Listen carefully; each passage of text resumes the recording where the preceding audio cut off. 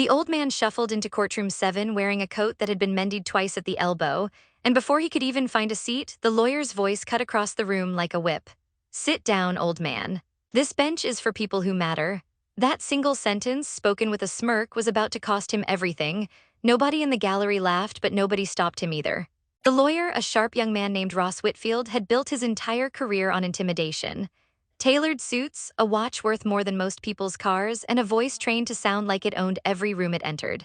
He glanced at the old man's worn shoes, his frayed collar, the way his hands trembled slightly as he lowered himself into the last row, and he decided, the way cruel people always do, that this man was beneath his notice. The old man's name, though no one in that room knew it yet, was Arthur Bellamy. He said nothing. He simply sat, folded his hands in his lap, and waited, the way a man waits who has learned over many long years that dignity does not need to raise its voice to survive an insult. The case that morning was small on paper, but enormous to the people it belonged to.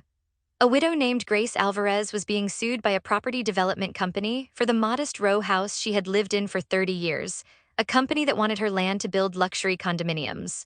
Ross Whitfield represented that company, and he had already crushed 2 smaller cases that same month using the same tactics. Paperwork so dense it exhausted honest lawyers, delays so long that struggling families simply gave up, and a courtroom manner so condescending that opposing counsel often folded before the first hour was through. Grace sat at the plaintiff's table with her hands shaking around a folder of documents she barely understood. Her own lawyer, a tired young public defender named Miriam Cho, had warned her the night before that they were likely to lose. Whitfield's firm had outspent them, outstaffed them, and outmaneuvered them at every turn. All Grace had left, she said quietly to Miriam, was hope, and hope in a courtroom like this one rarely counted for much. The bailiff called the room to order. "All rise for the Honorable Judge Eleanor Hastings." The judge entered, sharp-eyed, no nonsense, the kind of jurist who had seen every trick a confident lawyer could pull and had grown tired of all of them. She took her seat, adjusted her glasses, and scanned the room out of habit before beginning. Her eyes paused just for a moment somewhere near the back row, then she continued, giving nothing away. Whitfield rose first, buttoning his jacket with theatrical precision. He spoke for nearly 20 minutes, citing statutes, waving documents, painting Grace Alvarez as an obstacle to progress, a stubborn woman clinging to sentiment over sense. He used words like revitalization and community growth, words that sounded generous on the surface and hollow underneath. Twice, while making his points, he turned and glanced toward the back row where the old man sat, as if inviting the room to share in his contempt. "Some people," he said, loud enough for everyone to hear, "simply don't understand how the real world works. They come in here, sit in the back, and think their presence changes anything." A ripple of uncomfortable silence moved through the gallery. Grace lowered her eyes. Miriam gripped her pen so hard her knuckles went white, and the old man in the back row simply watched, calm, unreadable, as though he had heard far worse in far harder rooms than this one. When it was finally Miriam's turn, she stood on trembling legs and did her best. She spoke about Grace's 30 years in that house, about the garden she had planted with her late husband, about the neighbors who had watched her children grow up on that street. It was heartfelt, it was true, and it was, by the cold architecture of the law that Whitfield had constructed, almost entirely irrelevant.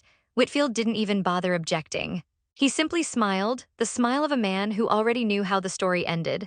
Then Judge Hastings called for a 15-minute recess before closing arguments. It was during that recess that everything began quietly to shift. As the courtroom emptied into the hallway, a young court clerk approached the old man in the back row, clutching a folder to her chest. "Judge Bellamy," she said, her voice hushed with something between nervousness and reverence, "the chief judge would like a word with you before the afternoon session if you have a moment." The word landed in the hallway like a stone dropped into still water. Nearby, a court reporter froze mid-sentence. A young attorney glanced up from her phone, and Ross Whitfield, standing a few feet away reviewing his notes, went very, very still. "Judge," the clerk had said. The old man in the mended coat rose slowly, nodded to the clerk, and followed her down the corridor without a word, without a glance toward Whitfield, without the slightest flicker of triumph on his face. He didn't need to look. He had spent 40 years learning that the truth reveals itself in its own time, and that a man who has to announce his own importance has usually already lost it. Word moved through the courthouse the way it always does, in whispers that grow louder with every retelling. Arthur Bellamy, it turned out, was not simply a judge. He was the retired Chief Justice of the state's Court of Appeals, a man who had spent 4 decades on the bench before quietly stepping down 2 years earlier, a man whose rulings had shaped housing law, tenant protections, and small property rights across the entire region. He was, in the circles that mattered most in that building, something close to a legend. And for the past several months since his retirement, he had taken to sitting quietly in courtrooms across the city, unannounced, unrecognized, simply watching.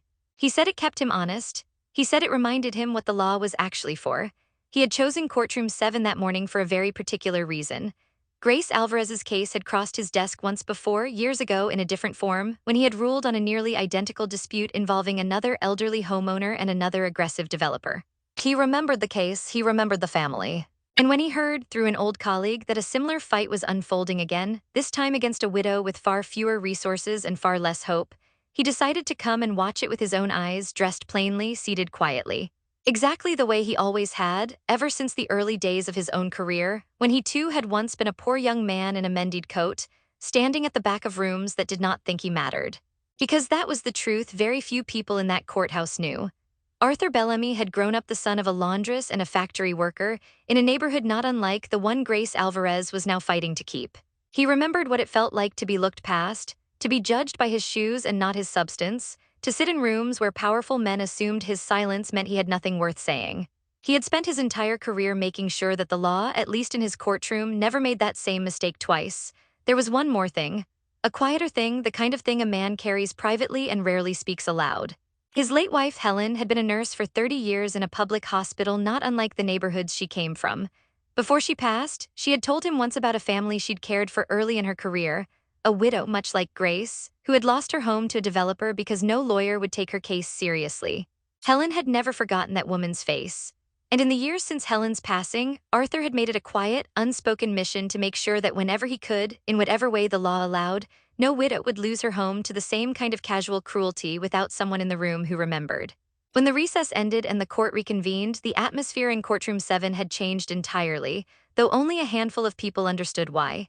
Judge Hastings called the room back to order, and then, to everyone's visible surprise, she announced a brief procedural matter.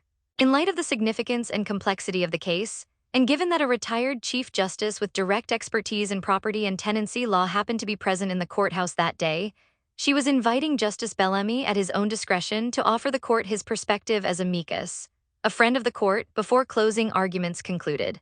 Ross Whitfield's confident posture collapsed by degrees. He turned in his seat and saw, walking calmly to the front of the courtroom, the same old man he had dismissed with a wave of his hand less than an hour earlier. Only now Arthur Bellamy wore no mended coat.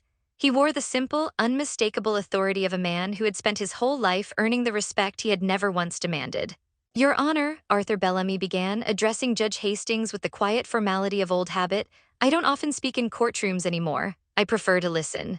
But I've listened to a great deal this morning, and I think this court deserves to hear what I heard beneath the arguments." He spoke for perhaps 10 minutes. He did not raise his voice once. He did not need to. He spoke about the difference between the letter of the law and its purpose, about how revitalization so often meant erasing the very people a community was built by, and about the quiet, cumulative injustice of forcing a widow to defend 30 years of her life against a legal team built specifically to exhaust her.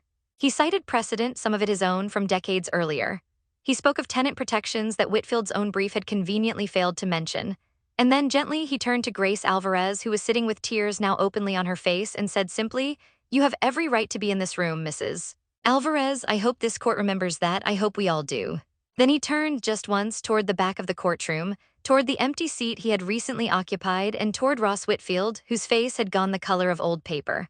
"As for the notion," Arthur said quietly, "that some people in a courtroom don't matter, I would ask everyone in this room to remember that the law was written precisely for the people it is easiest to overlook. Anyone who forgets that has misunderstood the entire purpose of what we do here." The silence that followed was total. Judge Hastings thanked him, and Arthur Bellamy returned to his seat in the back row, exactly where he had been sitting all along, as though nothing about him had changed at all. Because in his own mind nothing had. He had simply been Arthur, sitting quietly, watching a woman he had never met fight for a life she had every right to keep. Closing arguments that followed were a formality more than a contest. Whitfield's confidence, once so smooth and unshakable, cracked visibly under the weight of a courtroom that now saw straight through his tactics. His objections were quieter. His tone had lost its edge. When Judge Hastings finally delivered her ruling 20 minutes later, siding firmly with Grace Alvarez, protecting her home under precisely the tenant protections Arthur had cited, Whitfield sat frozen, his carefully built case reduced in the span of a single recess to something close to embarrassment.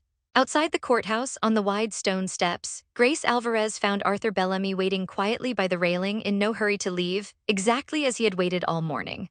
She approached him with tears still in her eyes and simply said, "Thank you, I don't even know how to say what that meant." Arthur smiled gently, the kind of smile that carried decades of both sorrow and quiet purpose.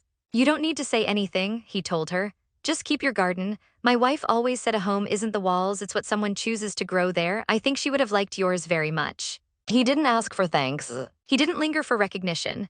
He simply nodded once, buttoned his mended coat against the afternoon chill, and walked slowly down the courthouse steps, disappearing into the ordinary flow of the city, the same way he had arrived that morning, unnoticed, unannounced, and utterly unconcerned with being seen. Ross Whitfield never fully recovered his reputation in that courthouse. Word of what happened in Courtroom 7 spread quickly through the legal community, not as scandal, but as a quiet lesson repeated at dinner tables and law school lectures alike. The danger of judging a room by appearances and the cost of mistaking humility for weakness. He kept his job, he kept his firm, but something in his manner never returned to that same easy arrogance again, because now every time he walked into a courtroom, some small part of him remembered the old man in the back row and wondered quietly who else he might be underestimating. There is a particular kind of dignity that never needs to announce itself, the kind that sits quietly in the back row, that absorbs an insult without flinching, that waits patiently for truth to do the work that pride never could. We meet people like this more often than we realize, in waiting rooms and bus stops and the last row of courtrooms, and we rarely know in the moment exactly who we are looking at. Perhaps the real lesson isn't about who Arthur Bellamy turned out to be. Perhaps it's about how we choose to treat people before we ever find out. If this story moved you, take a moment to like this video and subscribe to the channel, because there are many more stories like this one waiting to be told. Stories about the quiet dignity of the people we too often overlook and the moments when the truth finally catches up. Thank you for watching, and we'll see you in the next story.